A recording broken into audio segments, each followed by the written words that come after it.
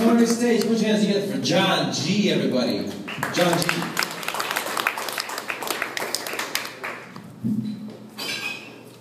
A lot of open mic crowds accuse me of being apathetic. I really don't care. Y'all like it hard or soft? Your comedy. I can go both ways. I start soft, but I get hard. I rode my tricycle to the club tonight, and I've never ridden a tricycle.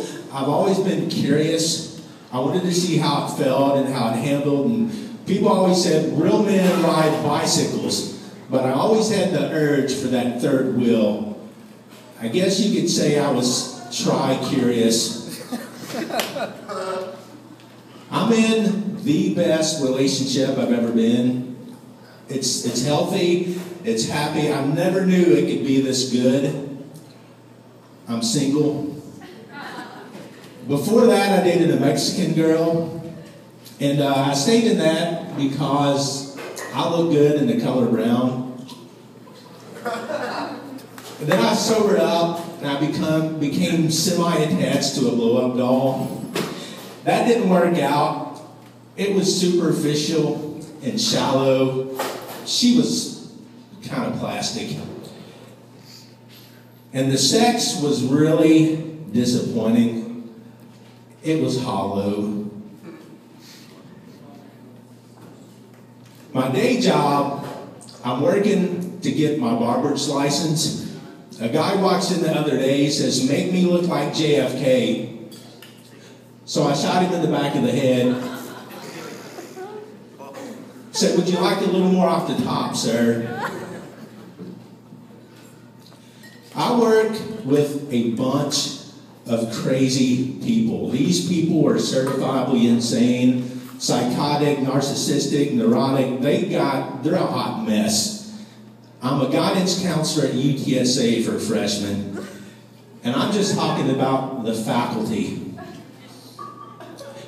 And, you know, I want to ask, does anybody here have or is working on a worthless degree?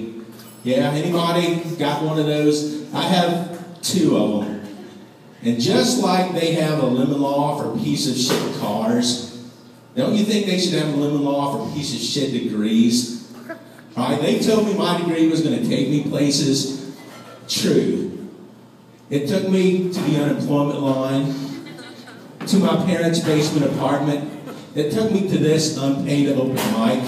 My damn degree is up on blocks in my front yard. The damn transmission fell out. 40 grand in the hole for that.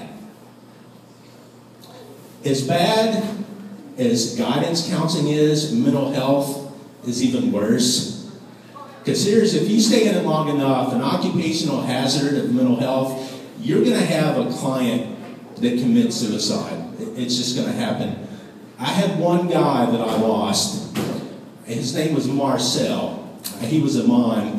And I've beaten myself up for this for so long, but I just never heard any cries for help. Can we have a moment of silence for Marcel?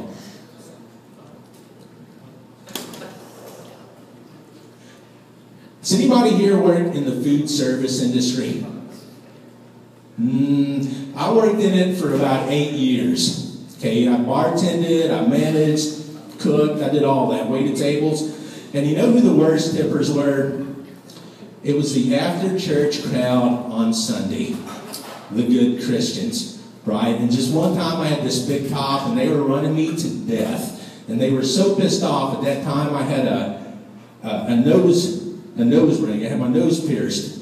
And they just kept giving me hell. And sometimes you just got to say, fuck it, right?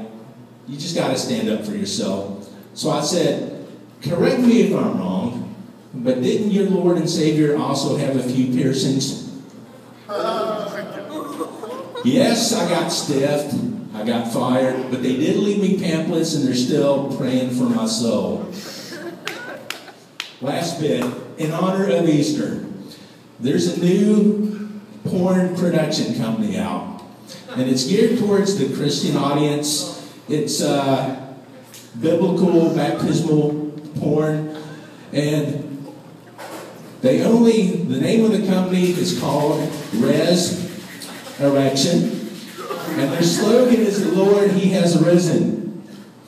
4 titles: Bible Humpers, WWJD, Who Would Jesus Do?